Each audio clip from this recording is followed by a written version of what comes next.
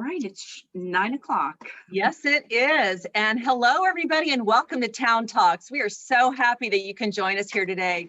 I'm your host, and I'm also your mayor, Danville Mayor Renee Morgan. And I'd like to start by saying summer is here. Can you believe it? It's already here. It's knocking at. And I don't have to tell you what a gorgeous area that we live in. Perhaps you've heard of all the wonderful things that people are doing or where they're going to recreate. You know, recreation is synonymous with vacation, though, isn't it? And July, we celebrate Parks Make Lives Better Month. So what better time to discuss activities and opportunities in our area than this month? So local parks and recreation are instrumental in providing opportunities that improve mental health, a big topic on the forefront of most of our minds these days. So whether it's socializing with friends and family and spending time in nature or exercising, the possibilities in our area are endless. But today, let's explore our own backyard. From the farmer's market on Saturdays, you can head over there and get the fresh produce that you want and just stroll around and perhaps walk into the museum that's right there, or walk downtown Hearts and check out all the wonderful historical plaques that are there with the families. You can also do things such as moonlight with the movies. And so that's Under the Stars. Isn't that nice? That's back. And we're excited about that as well. As well as you can do things such as, music in the park is another great one. Grab your chairs, your lounge chairs, put your sunscreen on, bring your snacks, and get your groove on out there. This month, we have our first one out at Oak Hill Park. So check our website for that as well. There's other events that are available at our Village Theater that are great events to attend. A lot of them are outdoors as well. We were doing virtual events. Now we're going back to live, which is wonderful as well. And that is such things as our comedy or kids exhibits or whatever it is that you're looking to do, we've got you covered. So let's talk though today with some of our guests about the hidden secrets that are here in our own backyard. So today, my guests are from I Can Do That Performing Arts Center, Shayna Ronan and Jerusha Ariel. We've got Danville Recreation Arts and Community Service Department, Leah Martinez. I have Parks and Recreation Arts Commissioner Chair Extraordinaire, Randall Diamond. And last but not least, we have Save Mount Diablo Executive Director, Ted Clement, and Lands Program Manager, Sean Burke. We welcome you all here today and are so excited to start talking about what we can do. So let's start with Mount Diablo, that beautiful mountain that we see in the backdrop so many times in photos that we get snow on, even though, you know, if we want to go to snow, we have to go to Tahoe or someplace, but a lot of times all we have to do is go up into the summit and just play in the snow. There's so many things to do in Mount Diablo, but there's a lot of things that maybe you don't know about on Mount Diablo. They do hikes. So tell us a little about your hikes that you do on Save Mount Diablo or Mount Diablo itself. Great. Well, Renee, thank you for having us this morning. And we're always happy to talk to people about ways to get out and respectfully connect with the beautiful Mount Diablo area. This is Save Mount Diablo's 50th anniversary year. Coming up on December 7th is our 50th anniversary. And we've been working so hard to protect all these lands and create opportunities for people to get out and connect with nature. One of the great ways you can do that is through our Discover Diablo free public outings program. And it's really cool this year. We've expanded the number of offerings. We typically do about 2 to 3 outings a month. And we are trying to reach more diverse audiences because we really believe things are pretty serious when it comes to the environment these days, whether it be the climate crisis or mass species extinction event.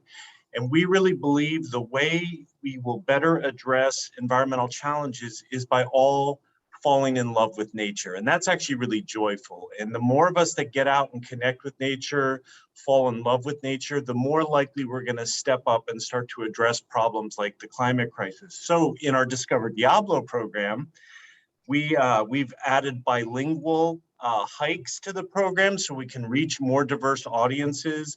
We've added different outings like mountain bike outings, rock climbing outings, hikes, meditation in nature outings, all ways to connect with more types of people, more outdoor user groups so that we can take them out into nature, help them fall in love with nature, instruct them on how we better take care of our natural world here in the beautiful Mount Diablo area.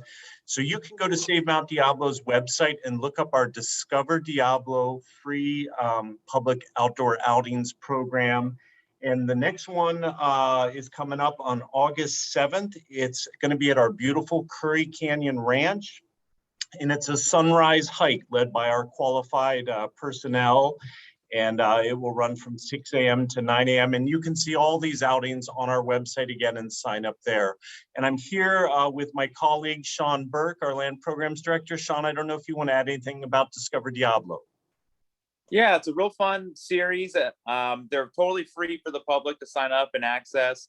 And, you know, we span all over the Mount Diablo area, and we're starting to focus down into the Diablo range as well to help to educate people and inspire people about the connectivity of that huge corridor. So there's lots going on with it. We have lots of super qualified individuals who lead these hikes, these outings, whether Ted mentioned their meditation or they're a mountain bike day out in the mountains. Or a rock climbing event. All of these are incredible experiences for people to come connect with these areas with people who are experienced and or licensed guides, and just to have people out having these incredible experiences. You know, it's what it's all about. You know, it's the connection. It's recreating recreation. Absolutely. You know, the interesting thing is there's a lot of people out there that have never gone on a hike before, don't really know what's in our backyard. And I think the key word that you mentioned as well is it's free. It's something you just sign up for and you just show up and you go and you see the wonders that are around us.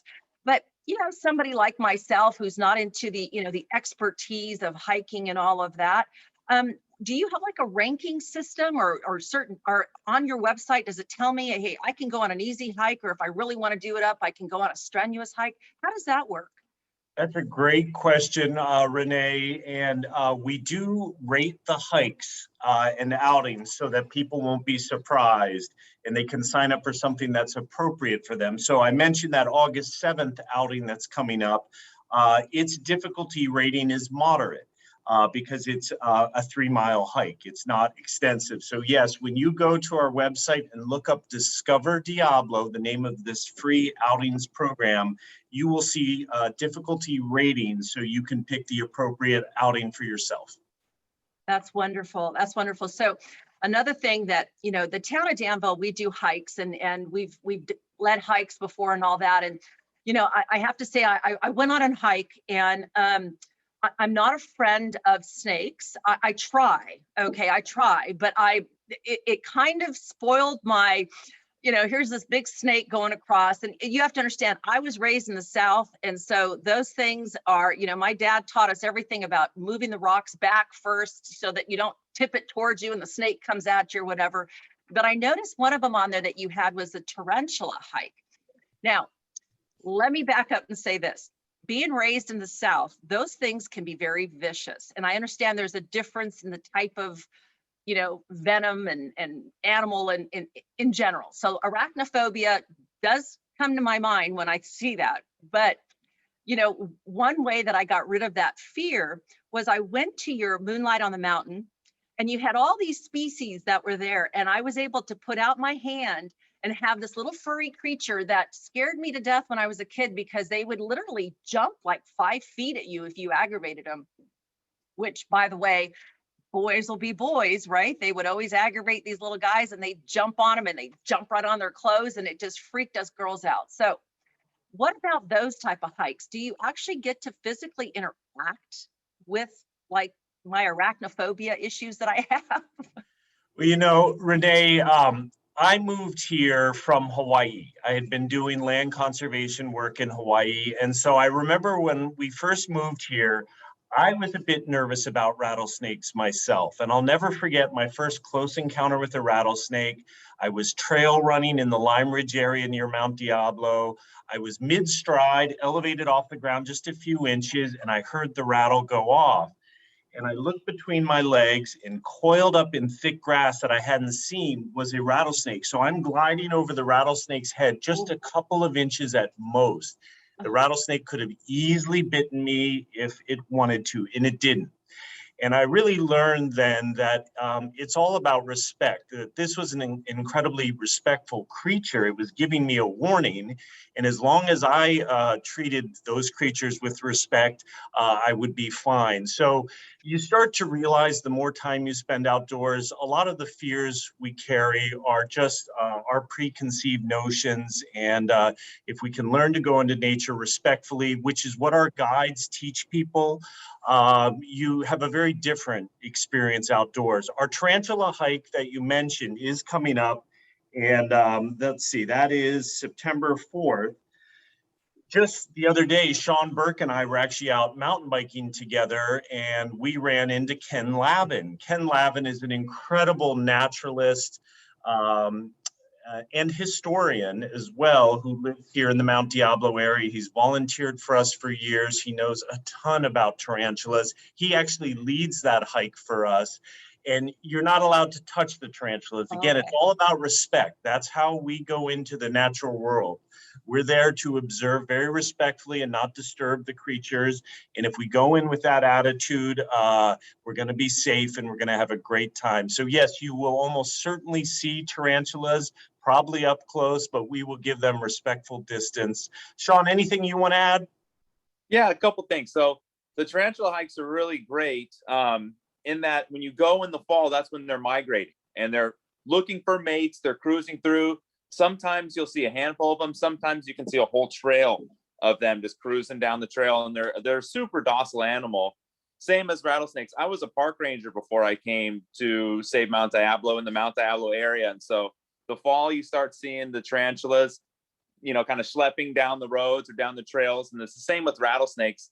They're both super mellow. And my dad's from the South too. So he has this horror of snakes, especially cottonmouths and rattlesnakes, of course, and coral snakes and all these things. So me growing up in this area, getting used to rattlesnakes, especially being a park ranger, I've had so many hundreds of interactions with them, and none of them have ever been negative. They're a super positive animal. As Ted mentioned, they give you a warning before anything gets really intense.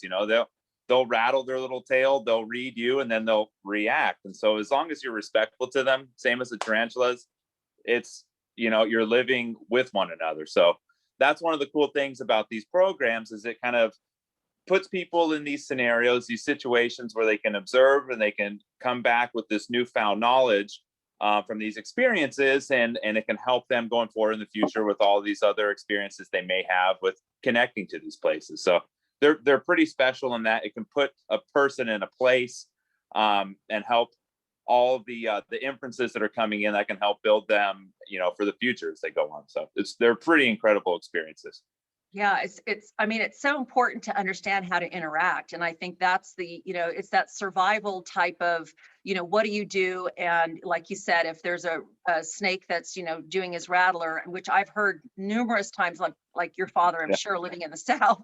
Yeah. It's a frightening sound, but at the same time, I respect you, Mr. Snake. I will not approach you, but having had an opportunity to hold one and how velvety they feel, and they're so soft and gentle, gave me a new respect as well. So it's great to see. Another thing that I enjoy are mysteries and scary movies and things like that. And I understand that you have another hike that's coming up. It's the Black Diamond Mine, the Halloween hike. And people are always looking for something fun to do on Halloween. And kids can go on this hike as well. Am I right? Yes. Okay, so and where do you go? I mean, why is it called a Halloween hike? What are you doing when you go on this hike? Sean, do you want to cover that one? So there's all this lore that goes on, and it's connected with Black Diamond Mines. So Black Diamond Mines is a ghost town, essentially. It was an old mining town. There's a variety of little villages essentially all over the Black Diamond area, and there's graveyards associated with that. There's all this lore of the lady in white that people might see. There's all the legends of miners you hear working underneath, toiling to find silica and coal under the guise of darkness with the headlight on. And there's all these different things associated, making, a Halloween hike that area just pretty much ideal. Back in the 70s, before it was a park, I have friends that live in my neighborhood. They talk about going into these caves and stuff before it was something that's protected. And there's all these negative oxygen chambers where people disappeared and all these things. So there's all this great, all these great scenarios that you can basically tell a long ghost story just being there. And it's a wild place. You feel that vibe right away when you spend time there. So it's kind of the perfect place for a hike like that. So get out your little meters and, walk around and see if you can find, right, Get your proton pack, and there you go. There you go. Ghostbusters. Yeah. So, I want to say that, Save Mount Diablo is nationally accredited, and, you're a land trust and conservation organization, and, and you're based in our area. I mean, what more could we ask for? It's such a wonderful partnership that we have. You also have a really wonderful program that I've had the honor of attending for numerous years now, which is a Moonlight on the Mountain. And I know last year you kind of, if I can use the word which everybody doesn't want to hear anymore, is you had to pivot and you had to do something different. But this year I hear you're doing maybe a VIP program, a little bit of something of people getting together. And can you tell us a little bit about the Moonlight on the Mountain program, what it's about, and how we can get involved this year? Great. Well, thank you for that, Renee. And I'm so glad that you've been able to enjoy Moonlight on the Mountain like hundreds and hundreds of other people. And it generates important revenue for our time-sensitive land conservation mission. It's coming up on September 11th. And Renee, you're absolutely right. Last year, we all received a major curveball last year, and we're all dynamic and vibrant, and we pivoted. And last year's event was all virtual. And we had no idea if we would make a dime on our first ever virtual Moonlight on the Mountain. We exceeded our net revenue goal for the event. And it's a tribute to our communities that we do not take our quality of life and quality of place for granted, that Mount Diablo is very special to all of us, and people chipped in and we exceeded our net revenue goal with our first ever virtual event. And it just meant so much to us. We're so grateful for our supporters. This year, because we're not fully out of the pandemic yet, we're doing, but things have improved. We're doing a hybrid where there will be the virtual event, which actually is going to be great. It was really fun last year. We learned some good lessons to make it even better this year.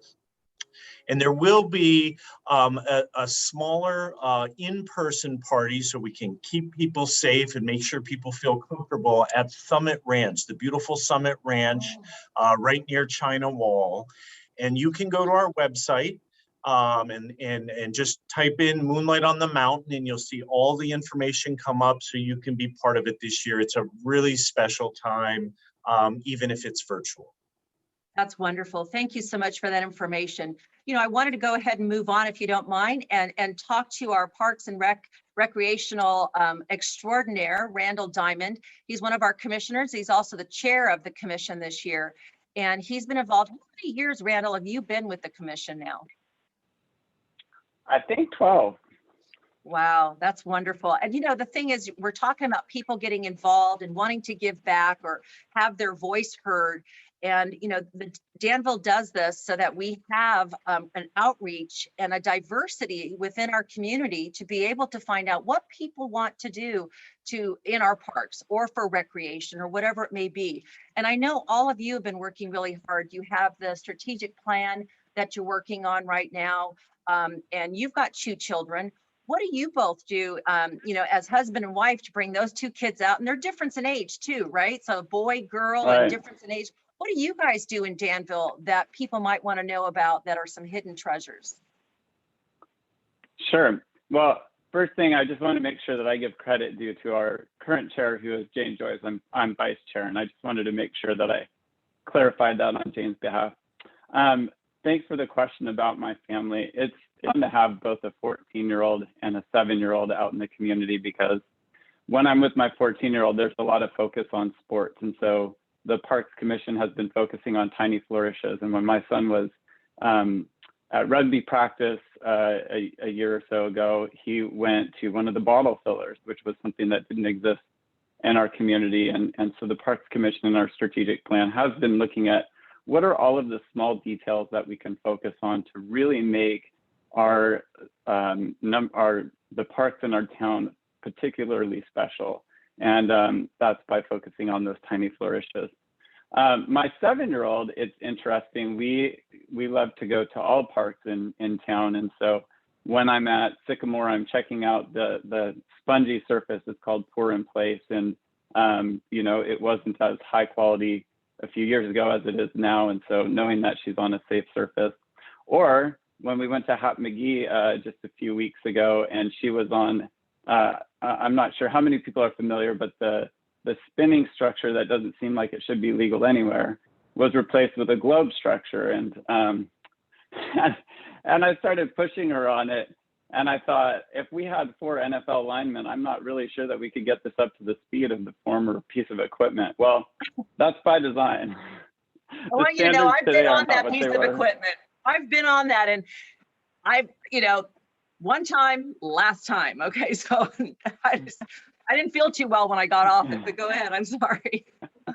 Well, the globe, I think you'd be pleased with the globe because it's designed to only go at a certain speed. And so I was able to, you know, speak with our recreation department supervisor and understand that was by design. So as an individual, I get out into the community. But as a parks commissioner, the focus is not so much on what my son and daughter need. It's more, what does this community need when we think about it holistically? And so I think that that's what you're going to see over the next year, especially as we have this great opportunity, because all of the norms have been reset. And so I think the Parks Commission is ready to adapt to that. Yeah, it's definitely been an eye-opener as far as activities and people getting out and what their interests are. A lot of the parks, though, have been updated. And people have asked me a lot of times, you know, how do we talk about, you know, for instance, pickleball is something new that Danville has and hasn't had in the past. And we had to change one of our tennis courts. And you always hear the good and the bad. People either really happy about it or upset about it. How does somebody come in to you? Say, for instance, you know, somebody wants to have some other type of croquet, you know, what do they have to do to make that happen in Danville? Yeah, I'm glad that you brought up the pickleball example, because I feel like that was a confluence of years, probably 5 to 7 years worth of work leading up to it. And that's one of the things that I don't know everybody understands, is how much thought and planning goes into every change that happens in town. And it was a community member who had reached out to the commission and said, pickleball is popular. It exists in our neighboring cities, and there is good reason to have it here in Danville. Well, then there's a whole process to go through, which is understanding, you know, what the benefits and drawbacks might be of taking one court from the 4 that existed at Osage, and then walking through all of the elements of funding it, making sure that you consider accessibility, all of those kinds of issues. And it was a magical experience to go from the Parks Commission not meeting because there wasn't a lot of business, because there was so much uncertainty, to getting together and really rallying behind something that was literally put in the strategic plan several years ago, came up by a community member, had funding available because of some foresight by the Parks Commission, and was able to be executed in 4 months, which is probably record time for a parks project. So true. And I think that that's an important part to mention, is that with anything, when you are government and you're using taxpayer dollars, it's important to note that even though we may want it like a skate park, we're all talking about a skate park, and it's been, you know, we've had studies done on that as well. People are like, well, why don't you build it? Why don't you build it?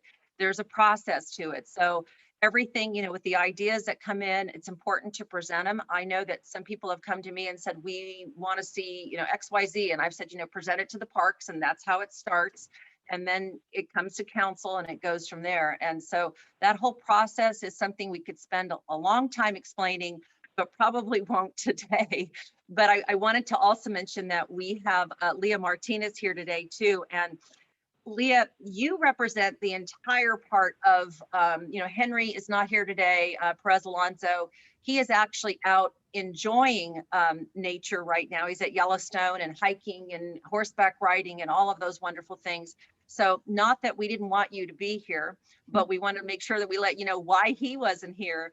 But you guys do such a great job of listening to the community, trying to put in programs that are of need to the community. And I think that that's an important element when you're planning recreation. It's not just about, as Randall mentioned, what my kids want, but what do all of these children want? What do all of the adults want in our community?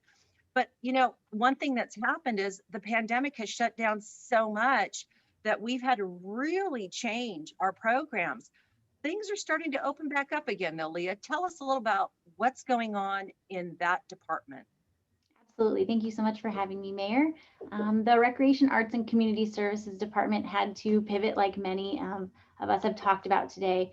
But looking forward, we're definitely pulling in the elements that have already been mentioned. So looking at self-directed recreation in our beautiful open spaces, parks, and trails, and intentional programming moving forward to make sure that we're providing high quality programs for participants of all ages.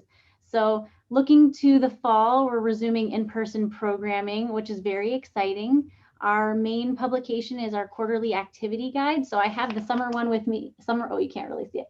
The summer guide here with me today, but the fall guide will be hitting mailboxes sometime between July 31st and August 2nd. So that's the best place to get the most up-to-date programs that we'll be resuming registration for in person. And we always encourage people to check out our website. As things change, we'll continue to update our website. That's www.danville.ca.gov/recreation. And really, we're resuming a lot of the fan favorite programs. So we have our summer camps meeting at more sites so we can have smaller groups and keep everyone safe, but still offer to a large group of youth here. Our art program has been, I don't know if anyone's seen the large mushrooms outside the Village Theater and the Danville Community Center, but they're a kinetic structure and they only get better at night. So if you are able to come by after 7:30, those get very exciting. There will be some youth activities around that. There will be a fairy hunt and a wish tree. So look for more details on that moving into July. And Mayor, you already mentioned the Moonlight movies coming back and music in the park. Those are great community gatherings. And that's really another aspect of what we're trying to do with our programming is creating those community connections. Over the last 18 months, we haven't been able to gather. And so we want to provide these safe ways for everyone to come together and connect, which is especially important for our seniors. So as we're looking to reopen the Senior Center, we're going to be resuming our in-person free lecture series, the Buzz Sessions, in July. So we're excited to bring those back, and then classes will be resuming in fall, as well as some smaller special events like our Breakfast with Friends program, where we go eat at a local restaurant and just get people together to connect. So I think that kind of sums up a little bit about what we're doing. But you offer everything from swim lessons for children to adults to, I mean, you name it, tennis. I think the same tennis instructor has been there since my daughter, who's now 33, has been there. So, I'd be on a walker by now, but he's out there going strong and all that. So those are all the programs that people ask for, and you've implemented them. It's just been great. And may the 4th be with you. All these little, like as Randall said, the flourishes of our recreation department that are out there for people to discover. You didn't go silent during that time that we were down. You kept up and you kept people engaged. And it's so important to do that. And, knowing that, what I wanted to do was kind of move on to I can do that, dance and performing arts. And the reason why is because I wanted to come back to everybody to have the opportunity to ask some questions. But the reason this is special to me is this has been a program that's been around for a while. I remember doing the ribbon cutting years back in the Livery and Mercantile in Danville when the program was first introduced, and kids were ecstatic about this program. You all have grown your program. You now own a 6,000 square foot building right on Diablo. So I wanted to take a moment and ask you to tell us a little bit about your program and what you do. Thank you. Thank you so much for having us. We're happy to be here. Yeah, so we're renting this amazing space on Diablo Road. if you've driven downtown Danville in the past 6 months, you probably saw our renovations going on.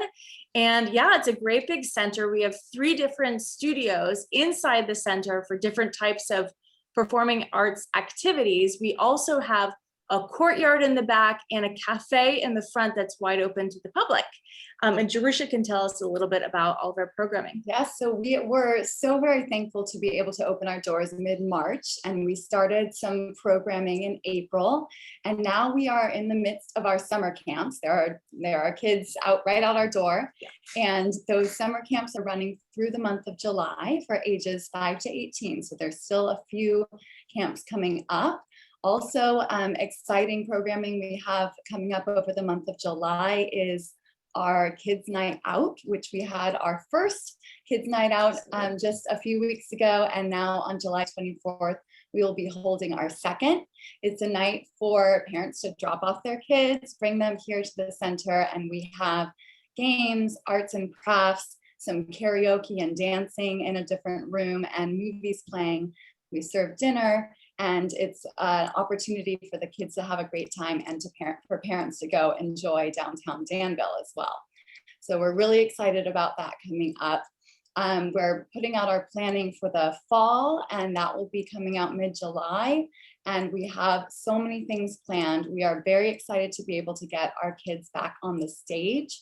So we will have multiple opportunities for productions, for kids to join us on all sorts of levels, from audition-based programming to just sign up and come be a part of a show. We also have some acting classes, playwriting, improvisation that will be for kids and adults as well. And dance-based classes as well. And Broadway dance, we have some hip hop, contemporary, and for adults, we have ballroom classes going on in this space, which this space has that history. So it's been really cool to bring that back. And voice classes as well. So singing, dancing, acting for all ages. And we are so excited to be able to bring that to the community. So that used to be a dance studio in general, right? And Yeah, I remember so I remember exactly. So I remember looking through the window and thinking, wow, that's so great, the ballroom dancing and all that. But you also offer two-step, and you offer swing and hip hop and all of these other things. So Dancing with the Stars, watch out, because you guys are teaching our people in our community how to do that. And you don't even have to have a spouse or a partner or anybody. You just come down and you sign up for these classes. And how does somebody sign up for a class? Do I go online? What do I do? You can visit our website, www.icandothatpac.org. And there is, there's a youth tab and an adult tab. So if you're an adult looking for ballroom classes or hip hop classes, that is all done online. You can enroll, and you can also just give us a call if you have any questions. That's great. I know that there's a lot of dances that I would love to do, and you see those people glide across the floor. Isn't that such a wonderful thing? It's just, being physically active is so good for you, not just physically, but mentally as well. And it's so important, especially as we get older, to keep ourselves physically active as well. I wanted to go back, if you don't mind. I'm going to go back to Leah for a second and kind of talk about, I remember, like I said, I have 2 children. One's 18 and the other one's 33. So I've been through the Danville recreation, all kinds of stuff. First time my son saw snow was on Mount Diablo. I brought him up there when he was really little and set him in there and played in the snow. And you've got the beacon up there that lights up, and we've done all those things. So I'm a big firm believer of playing in your own backyard. But Leah, we also offer Kids Night Out, because I remember bringing my son and my daughter to these programs. Can you tell us a little about some of the kids programs that are coming up? Certainly, I would love to. So actually, the Youth and Teens Division has partnered with our Cultural Arts Division. So there are 2 events called Art After Dark, and they'll be July 15th and August 5th. And they're built around those kinetic light up mushrooms, shroom and lumen, that I mentioned before. And there will also be a Kids Night Out the same night. So there's a discount offered if you buy tickets to the event and then you want to have your children right down the street. So Parents Night Out and Kids Night Out, fun for everyone. That's great. That's great. So what I'd like to do now, if you don't mind, I'd like to go to some questions if we could, because it's always good to hear from what people might have as far as questions of things that they can do in the area. And Diane or Nicola, do we have any questions from our general public that are watching us today? So we have a question of how does Save Mount Diablo prepare for the fire season? The question was, how does Save Mount Diablo prepare for the fire season? Is that Yes, right? That's correct. Sean oversees that. Take it away, Sean. So we do extensive fire abatement on all of our properties. We do things in the field with both volunteers and or contractors and or things in-house. This particular year, we were able to accomplish all of our fire abatement for all of our properties up to current standards based on the fire chief's prescriptions for all of our properties, with some work and help from our volunteers, the trail dogs. But that's essentially it. We'll mow things, we'll disc things, we will weed whip things, we will hand pull invasive grasses if need be. We also graze some of our properties as well.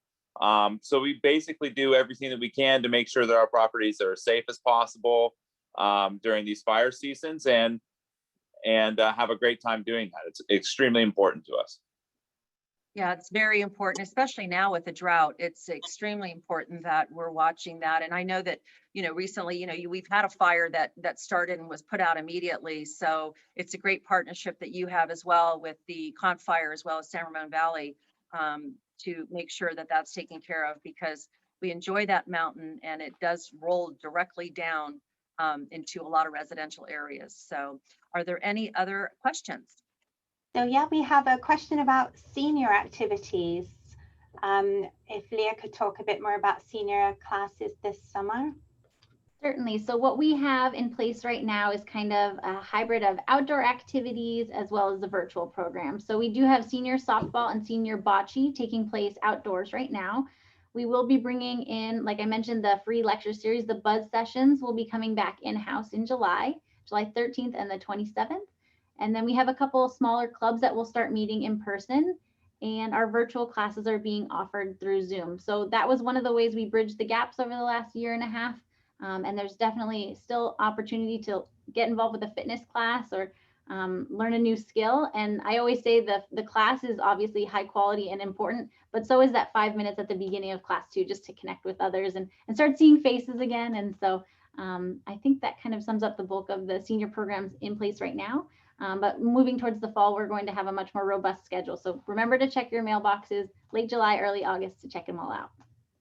So Leah, one of the things as well is the building is back open again. I mean, people can actually walk in. And so are the seniors able to go in and actually, you have little meeting areas and stuff like that. Are they able to go back in and congregate and have conversations and see one another? Absolutely. We'd be happy to answer questions face to face. The building will be resuming normal business hours beginning July 6th. So that's Monday through Thursday, 8 to 5, and Fridays, 8 to 1. We'll have staff here to answer questions if you need help registering or if you just want to know what's coming up. We also have our curbside frozen meal program that is still running. It's been running for the last year or so. And so seniors can call in on Thursday and pick up 5 frozen meals on Friday. And we will be resuming an in-person lunch program in the fall as well. Yeah, it's always nice to go in there and see, the dinners and the lunches and all that. It's so important to get out and my mother had Alzheimer's, and it was really important for me to get her out and to have her have the opportunity to go out in nature, to walk, to still partake in activities, as well as to sit amongst her peers and have a conversation with them. So it's so important. And, one of the things that the senior center also has is a wealth of information as far as, like you just mentioned, the meals. A lot of people don't know about that. And, that generation is a very prideful generation where you don't want to say, oh, I need help. But I think that anytime you get older, we have a tendency to say, I've got this, right? But you have a wealth of information there for people to tap into if they need services, whether it be a ride someplace or Meals on Wheels Diablo region. They also provide meals and having those activities. So just walking in to the senior center, which is in the Vets building, is so important to get all the information you may need and pick up the brochures and the information that you have. Now, the Silver Streak goes out at the same time as activities, or can you tell us, because a Silver Streak is a little bit different than the activity guide? I'm so glad you mentioned that. So actually, one of the new great things that came out of the collaboration we've had is all the senior activities will now be in the activity guide. So it's going to be a one-stop shop for all programs, and that means senior programs will be in every household. So you can start looking ahead and see what you want to do in the next, 20 years or whatever it may be. Start scoping out those programs. So for all of our seniors that are watching, definitely check your activity guide as well, because that's where the classes will be.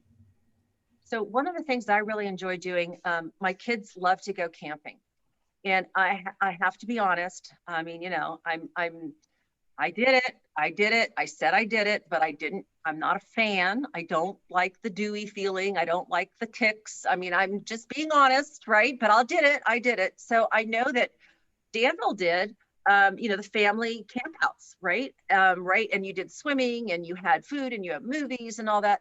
Now, Mount Diablo does the same thing, right? But yours is a little bit more of a rugged, right? A rugged type of camp out type thing. Am I correct? And are you guys bringing that back? Because that is something that people are asking about. So Mount Diablo. So Renee, with our Discover Diablo program, it does not involve overnight camping. Some of the hikes are absolutely rugged hikes. Some of the mountain bike experiences are rugged. And again, there's a difficulty rating system, so people can sign up for the one that's appropriate for themselves, but it does not involve camping. However, we are so fortunate in the Mount Diablo area to have so many great camping opportunities. Save Mount Diablo has a historic relationship with Mount Diablo State Park and East Bay Regional Park District, and you can get some great camping experiences at some of their preserves and parks. And I should make sure I let the viewers know that that's one of the big parts of Save Mount Diablo's mission is acquiring very important open space lands so they're not developed, and then working to convey those lands to Mount Diablo State Park or East Bay Regional Park District so these preserves grow in size and there are more future camping opportunities, et cetera. So that's great. That's great. So, but Leah, what about Danville? Are we bringing that back? That is something we'll be looking at for next summer. There was so much focus on the summer camps this summer. We wanted to make sure we could offer those in full force. So that's where that is. So, and now I can do that. You all have the kids' night out. Do the kids spend the night or do they go home? No, so they come, we're open from 5:30 to 10 p.m. and then you get to take them home. Oh, so it's not an overnight program, especially because of COVID right now and being inside, we wouldn't want to do that. So it's nice parents get to go to a movie or enjoy some, parent time, and kids get to have fun while they're doing it. That's great. That's great. So more questions. Are there any more questions? So a question for I Can Do That. What hours are the Performing Arts Center open? Thank you so much. Yes, so right now we're open Monday through Friday from 9 a.m. to about 6 p.m. However, some evenings we have some of adult programming going on. And starting in the fall, we'll have even more adult programming and more youth programming in the evenings. So we hope really to get our hours later and later and later and keep the party going until 10 p.m. And also on Saturdays. So coming up this summer, we do have some Saturday workshops and the center is wide open to the public. And I would recommend going onto our website. I Can Do That, pac.org, and subscribing, and then you'll be getting our emails. And as we're growing our programming, now that we've been in the building for a couple months, you can be updated on our expanding hours. Are there any other questions? Just to let you know, we have put all of those websites in the chat. So take a look in the chat and you'll find those in there. We have a question about volunteer opportunities, and I think this is to everyone. Are there volunteer opportunities in the town or with Save Mount Diablo? So if Mount Diablo would like to start. Yeah, we have an incredible cadre of volunteers. Sean mentioned earlier this terrific all-volunteer trail dogs group we have, and these wonderful community members volunteer their time to Save Mount Diablo, and they go out and they work on improving the trails that everyone so enjoys hiking on. I noticed that Mark Balotz is on the list of attendees in today's call. Mark is one of our great Save Mount Diablo volunteers. He's on our development committee, which helps us raise funds to execute our mission. Mark works so hard on helping us put on Moonlight on the Mountain. So it's a great way to give back to nature at this kind of critical time for the natural world, this time of the climate crisis. It's a great way to meet like-minded people who love our natural world and want to give back to it.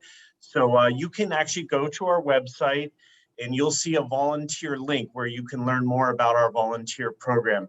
Sean oversees a lot of volunteers doing stewardship work. Sean, anything you want to mention?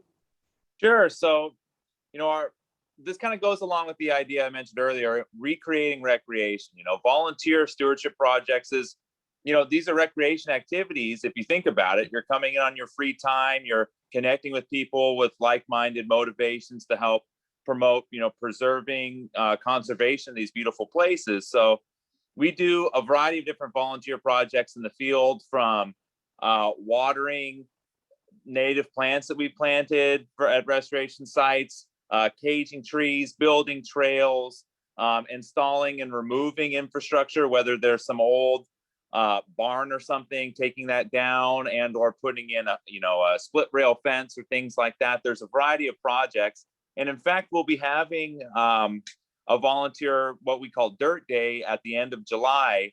And it's an incredible time for people to come out, connect with each other, connect with these beautiful places, and do something positive for the environment. This particular Dirt Day we'll be doing on July 31st is tree caging.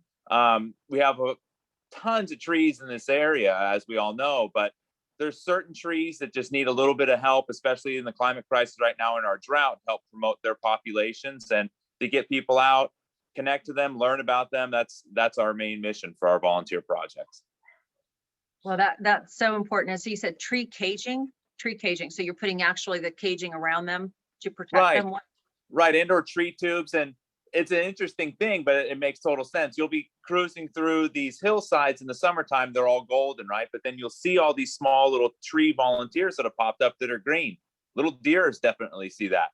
Other small little animals see that. And that's really great for them to have forage material too. But at the same time, if they get super impacted, then you don't have these generations of trees pop up on these hillsides as other trees start to die off. So the idea of this is to get out, find out where some of these volunteer trees are, protect them so they have a better chance to make it 300 years, like some of our heritage oaks in these hillsides.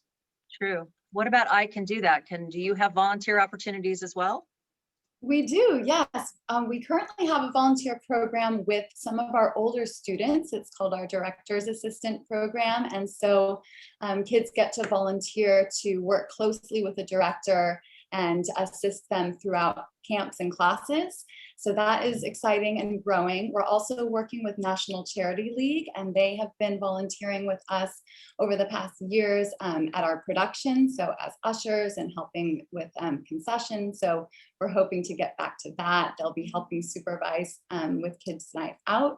And so as we grow and have more events and opportunities, our volunteers will definitely be used a lot more. So we as well have a tab on our site that you can reach out to us if you're interested. That's wonderful. Yeah, I'd want to watch the two-step is where I'll be volunteering to watch. So yes, it started last night and it was very, I got swept around the dance floor for a moment. So wonderful. Will you be my partner? So. Yeah. Leah. Yes, thank you so much. So we do have a couple of volunteer programs in place currently. If you've been out at Osage and you see the beautiful roses, we have to thank our volunteer rose pruners for their time and attention. They kept right on working as business as usual, and it looks beautiful out there. We also have our counselor and training program as part of summer camp. So that's an opportunity for participants who may be aging out of camp but want a little bit of job experience. And so that's fabulous, and that's in place. And we are looking for volunteers for our senior nutrition program. So if you visit our website, our volunteer website, you can create a profile, and then we do our recruitment through those profiles. So if you want to get emails about upcoming opportunities, it's a great idea to create one of those volunteer profiles. That's great. That's great. And Randall, I mean, you are out in the community a lot and you give back a lot. I mean, we talked about Mark Balotz. Hello, Mark. He gives back to the town of Danville. He's on our commissions as well.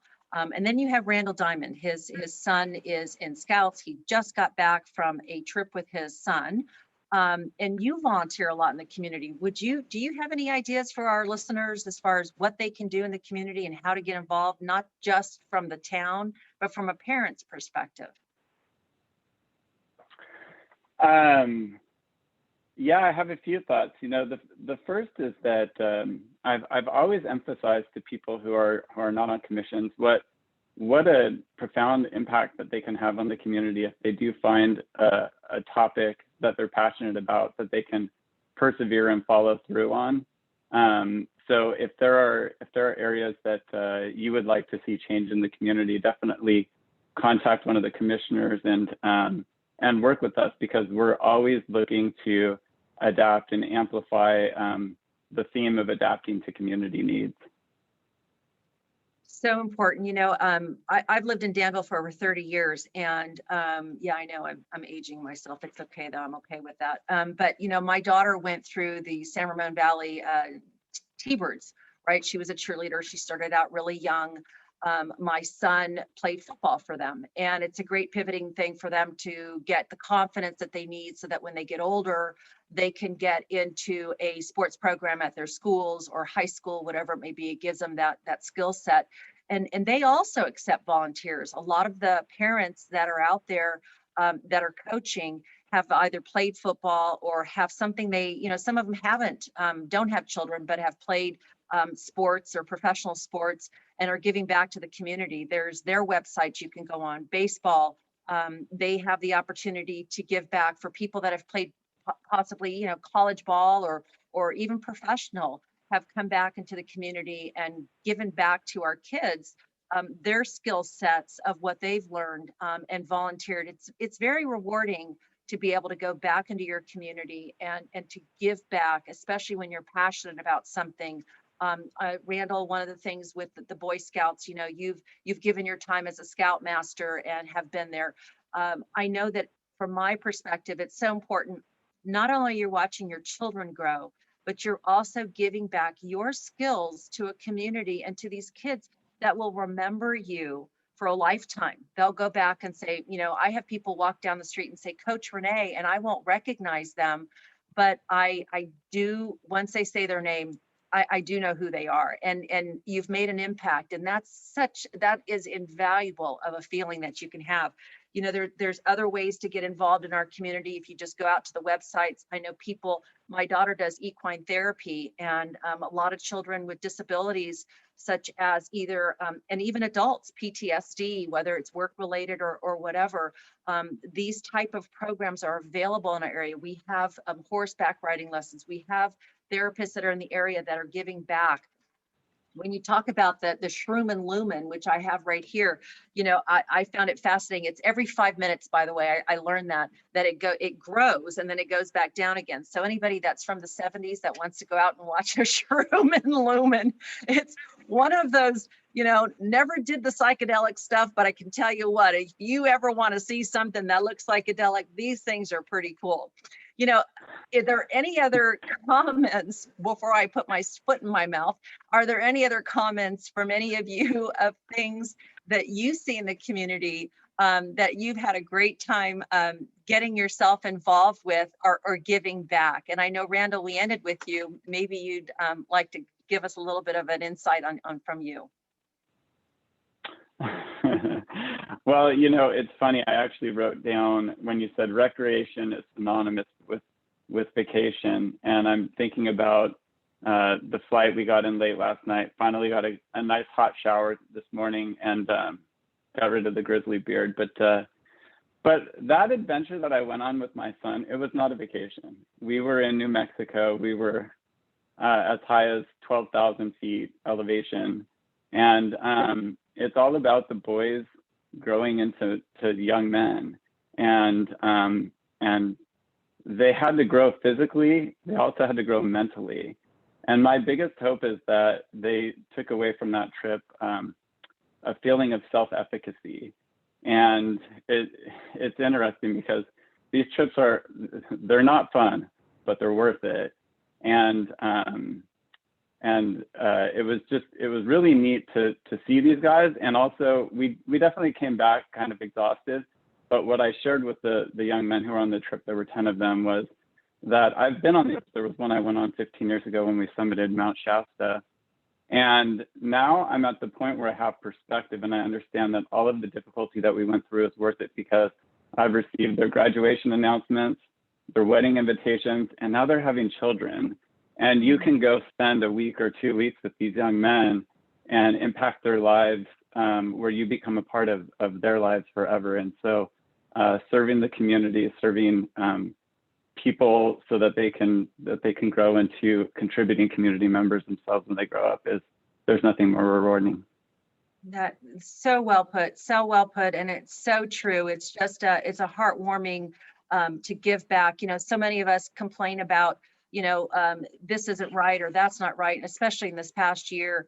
But just to go out and raise yourself above all of that and realize that those are the little things in life that means so much more. So Mount Diablo, is there anything you'd like to add to that as well, as far as getting out into nature and what it does for your psyche? Yeah, we've got another series that's free and available to the public called our Nature Heals and Inspires series, where we have all kinds of experts, ecotherapists, conservationists, scientists, artists, scholars, exploring this topic of how the natural world really helps heal and inspire us. And it's especially important, of course, when you're in a national crisis, you know, and nature's there for you. And going back to what I said earlier, I think it really is the key to our survival as a species. I mean, we are faced with major environmental problems these days. The climate crisis is incredibly real and incredibly threatening. We know, based on a UN study that came out not long ago, that there is a mass species extinction event underway where up to 1 million species are threatened with extinction in the coming years if we don't alter our ways. And that's all very intimidating and scary, but the solution is by actually really getting out into nature and being healed and inspired. And love is the basis of good stewardship. And if we can all start to really make an effort to get out there, especially our young wired generations who spend so much time on their phones and their devices, we need to get them outdoors. And if we can all collectively really get our hearts and minds centered with the natural world, we'll be able to solve the climate crisis. We'll be able to change the course of this mass species extinction event. So love is the key. And the way to get there is really actually quite joyful. One statistic to just drive this point home a little bit more, the REI Corporation did a big study a couple of years ago because they had heard about this thing, nature deficit disorder. Richard Louv wrote the book on that back in 2005, Last Child in the Woods. And REI was worried about it from a corporate perspective, and they wanted to test, is this stuff real? And it's incredibly real. One of the statistics from their study that really stood out was that the average American kid now spends roughly 4 to 7 minutes of unstructured outdoor time a day, which is less outdoor time than the average prison inmate in the United States receives. So we have largely disconnected from nature, and it's not surprising we've allowed our natural world to start to fall down around us. So we've got to reconnect. So important and such good information. Leah, is there anything you'd like to add from Danville's perspective? I just wanted to say thank you so much for having me here. It's Parks Make Life Better month in July, so how nice to kick it off and celebrate it. All of the panelists on the call today are a testament to the rich community resources, and just from the recreation perspective, our doors are open and we're here for you, so come by and see us. And I can do that. Sure, thank you. Yeah, going off a little bit of what Ted was saying, this past year, we've also lost connection with each other and community, and banding together and knowing that we really are all going through so many of the same things at the same time. And now that we're finally able to open a little bit more and more, and as we get back to a place of community, we're just so thankful to finally have our doors open and to have an open space for people to get together and to share and to create and to feel seen And we want to do that through as many programs as we can. We talk about open mic nights and poetry slams and karaoke nights. And we just want to have life and love and art and finding your power through the arts and mostly through community. So we're so thankful to be a part of this community, and it's going to be an amazing coming fall. So wonderful to have each and every one of you here. You bring so much to our area. So I want to thank each and every one of you for being here today with me to discuss the opportunities that are available in our own backyard. You know, Independence Day this year takes on a whole new meaning, you know, for our independence in general.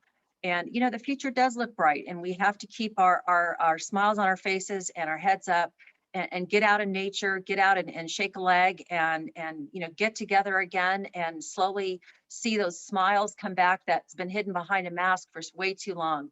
You know, remember, as we celebrate our Independence Day, though, to be safe, and also know that fireworks are not allowed. We talked about fire briefly. Contra Costa County does not allow fireworks, and there are fines that go along with that. So if you do, you can get the little sparklers or little party poppers, but none of the ones that shoot up into the air and can create fires and so forth. But don't forget that you can sparkle yourself, right? Hey, so anyways, wanted to go ahead and mark your calendars, though, for our next Town Talks, which is August 6th. And if you have any questions or suggestions for any of the upcoming shows that you'd like to discuss with us, feel free to reach out to me at any time. My information is on the website as well, including my email and my phone number. And I'd like to encourage everybody also to watch the 10-8 program with our chief, Alan Shields, who has a program every Wednesday night at 5 p.m. and it is live via Zoom.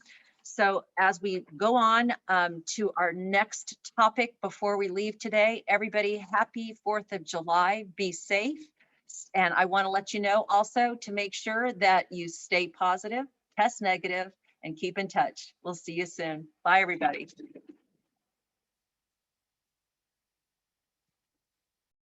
Thank you.